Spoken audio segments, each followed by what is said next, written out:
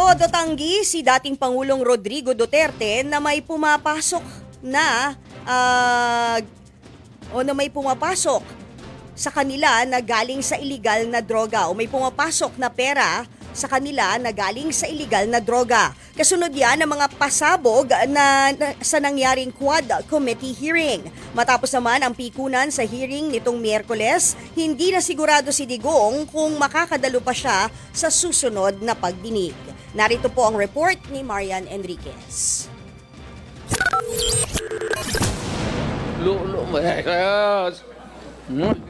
Gigil at umambang babatuhin ng mikropono ni dating Pangulong Rodrigo Duterte si dating Senador Antonio Trillanes. Nangyari yan sa pagdinig ng House Quad Committee kaugnay ng War on Drugs.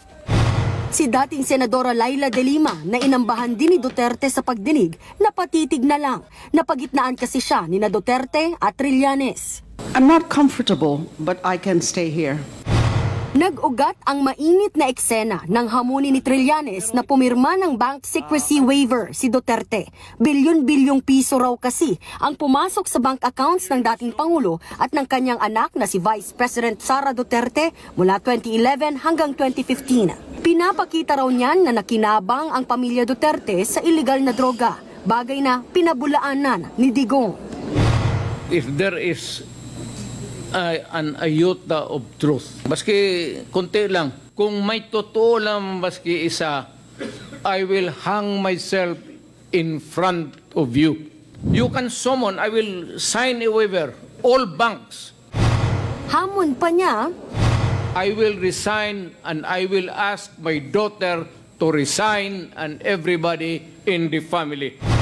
Humirit pa si Duterte nang tanungin siya ni Deputy Speaker J.J. Suarez kung handa na siyang pumirma ng bank secrecy waiver. Anong kapalit, sir? Hindi. Sampalin ko siya sa publiko. Hindi, wala naman. Ngayon na. Wala pong ganunan. I'll give you, sasampalin ko sa Dito na pansamantalang sinuspindi ang pagdinig. Please observe proper decorum. The proper rules, decorum, will be implemented regardless of who you are. Nagsorry naman ang dating Pangulo nang magbalik ang sesyon. I would like to apologize for the unbecoming. Pagkatapos ng pagdinig, nagkaroon kami ng pagkakataon na matanong si Duterte kung pipirma siya ng waiver. Ang kondisyon daw niya, Lahat, hindi lang ako. What do you mean lahat? Lahat.